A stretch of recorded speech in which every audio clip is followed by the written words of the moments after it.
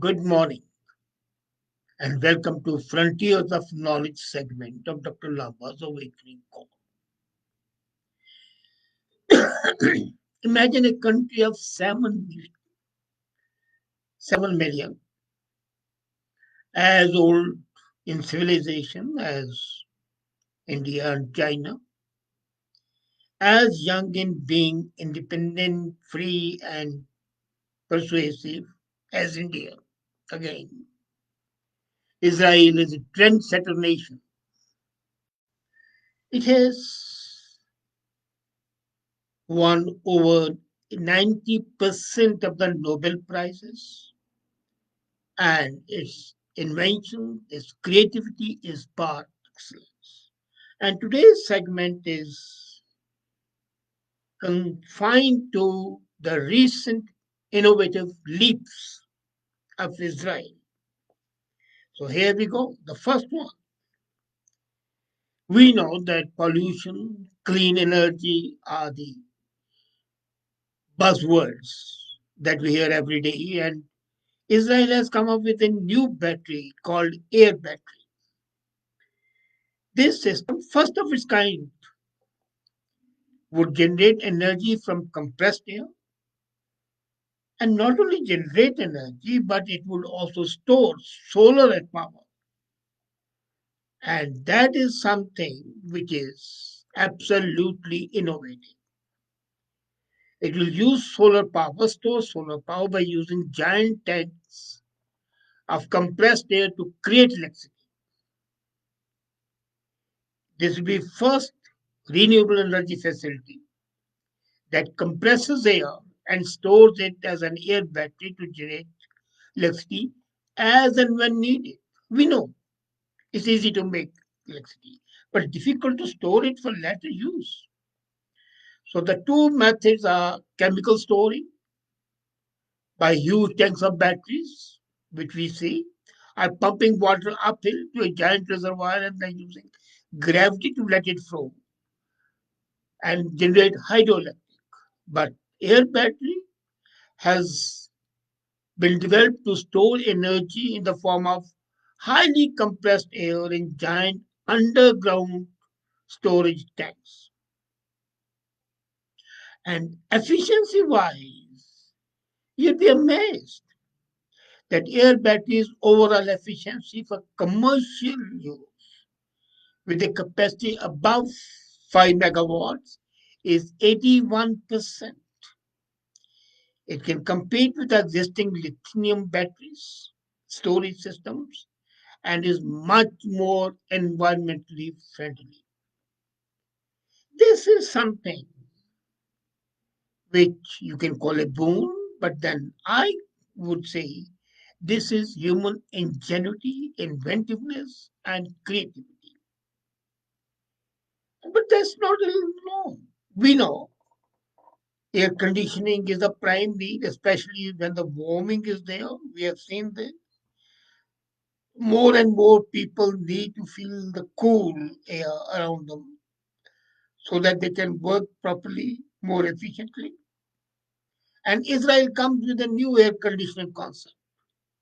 And for the first time, this air conditioning kills virus and bacteria. Till now, as a matter of fact, air conditioning has contained virus but not killed virus. So this new air conditioning system has filed an international patent. And this patent is for a new air conditioning system that purifies 99.999% of the viruses, germs, and bacteria which exist around the world in every house, in every home, in every hotel, in every restaurant. So the innovative technology was developed, and it has taken 3 years to be developed. It uses, interestingly, a system integrating the high chemical hydrogen peroxide, which is known antiseptic, rocket fuel, and hair coloring. So hydrogen peroxide is utilized, and it has been tested by FDA approved lab in USA, and they say that almost 100%, 0.001% viruses escape. What happens? How does it do it? This air conditioning system converts moisture in the air to hydrogen peroxide. So it doesn't use the chemical itself, but converts it into hydrogen peroxide, and purifies the air by killing virus and bacteria. As a matter of fact, in the current times, the need for purifying and disinfectant air has increased significantly, especially now in the corona period we have seen. The use of the mask and everything is only for the purpose of disinfecting. And when you have to work at home, when you stay in the enclosed spaces with increasing use of air conditioning, especially in countries like Israel, India, other Middle Eastern countries, this is going to be a real benefit to the humanity. And would you believe that WHO says that the living environment nowadays is 5 times more polluted inside the home than outside the home? 5 times more polluted. Since we don't go out and we cannot go out, this innovation would be something which we should embrace and welcome. And with the coronavirus and the other pandemics and the likelihood of new pandemic, this is a huge beneficial input to the people who spend more and more time indoors. But that's not enough. Would you believe for the first time in the history of the world, epilepsy people, epilep- epileptic patients have received a pacemaker? We used to hear the pacemakers in the hearts, but the new pacemakers developed by Dr. Feroz Faham is something which is, shall I say, a game changer. For the first time, it has been used, and the pacemaker allows the neurologist to monitor the effect of treatment on brain activity and offer a customized brain stimulation treatment to the patient. Doctors have implanted an innovative pacemaker in epileptic patients that allows the recording of brain activity from deep areas of the brain. And not only that, it does in addition to the electrical stimulation. So it stimulates and then records. And Ishilov Neurological Department has already used it on a patient. It's a perfect deep brain stimulation pacemaker, and it offers new options to the patients, not only to the epilepsy patients, but also the patients suffering from Parkinson's. Now, this is again something which is beyond imagination. Nobody could think that we'll have a pacemaker in the brain, which does two works. One, brain stimulation treatment automatically. So the trembling of the hands and the slipping of the food and everything we the patients with the Parkinson's suffer from would be over, and they'll be saved the humiliation and the harassment and self decimation. Wow. But that's not enough. I had undergone open heart bypass surgery. I wish I had waited a few years. Now Israeli doctors have come up with a new technique, and you don't need open heart surgery. They have used their surgery. It's a micro knife procedure. Micro knife procedure. So it removes the blockages that cause the deterioration, and they have successfully tried it on 96-year-old women. This is catheterization unit, at Sheikh Zedek Medical Center in Jerusalem. It was a historic moment when they performed a heart operation, not through open heart surgery, but through catheterization. And this is an operation performed by a tiny knife, and the knife is a few millimeters in size. It's inserted into the valves of the heart through a catheter and allows the surgery to be performed without stopping the heart's activity. Normally, when the heart surgery is done, the heart's activity stops for some time. The lung and heart machine take over. But here, just a catheter, the knife attached to the catheter goes in, removes the block, and comes out. And the knife has been called the shortcut device. As I said, this has been developed by charismatic heart specialist doctors led by Dr. Danny Devi, who is director of the cardiac catheterization department.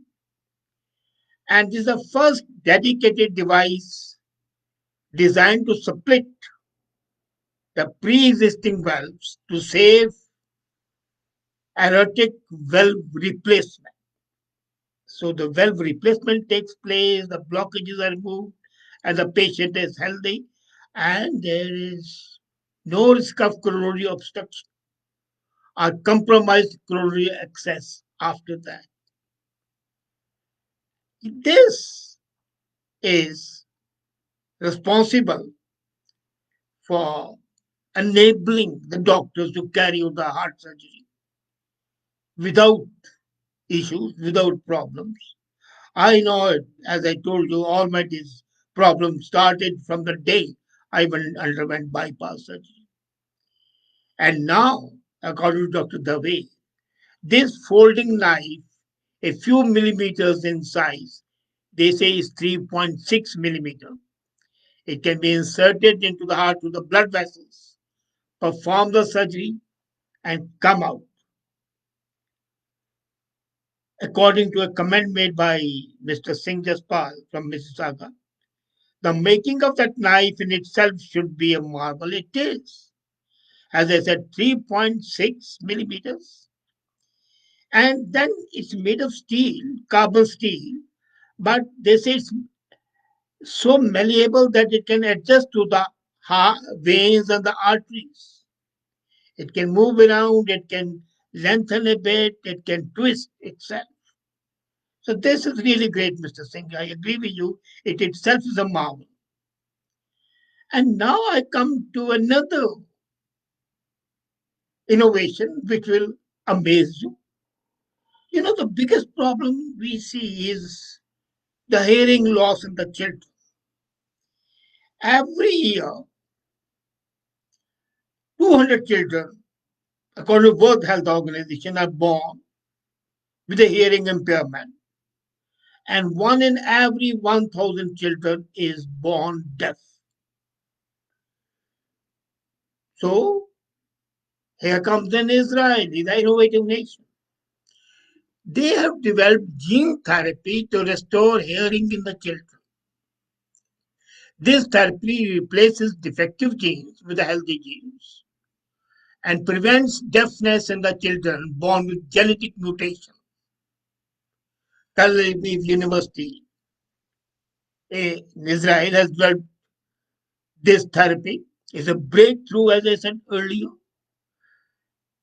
And the innovative therapy replaces the defective genes with healthy genes. The scientists developed the treatment for the first time, and they have experimented it and carried out the experiments in Israel, in England, and in Turkey. So it was initially tested by injecting a healthy gene into the ear of mice with a mutation of deafness, and they replaced a defective gene in the cell that are crucial for hearing. Newborn mice that received this treatment developed absolutely, completely normal hearing. The study was done by Professor Karen Abraham and his student. in MD program, Shahar Tabe. And then, they signed up with Sagol School of Neuroscience and also co-opted Professor Henry Holt of Boston Children's Hospital. And then they came up with this marvel, and according to Professor Jeffrey Holt of Boston Children's Hospital, this is going to be a great achievement because children who are deaf in the beginning later on develop inferiority complex and mentally they become very weak because they cannot hear, so they are lost. So it will be psychologically also useful. And now before I close, and I can't close without talking of the biggest problem that we are facing. There's a cancer. Israelis have started beating cancer, defeating it with a groundbreaking transplant surgery. Can you believe it? For the first time in the world, according to oncologist Dr. Ben Borsi, they have fought cancerous tumors by changing the gut microbiome. Now, changing the gut microbiome can reprogram the immune system. The whole system is reprogrammed. It's overhauling overhauling a vehicle, resetting the car engine. So what happens is the immune system is reprogrammed, and then malignant tumors are attacked, and it has been done successfully in Sheba Clinic, Sheba Medical College in Israel. For the first time, they say they fought these cancerous tumors. And what happens is that the currently, at present, immunotherapy works only 40% in the patients. But the researchers who performed fecal microbiota transplantation in 40 terminal ill patients, these people are going to die. So they eradicated the existing microbe system. They transplanted gut microbia from the other survivors who had this disease. And can you believe it? These people who were on the deathbed are survived and are leading a healthy life for the last 1 year. 2 years after that transplant, the patients absorbed the microbe and they resumed immunotherapy. Of course, for 3 months they were given some flavorless, odorless pills. And these pills were of the same bacteria.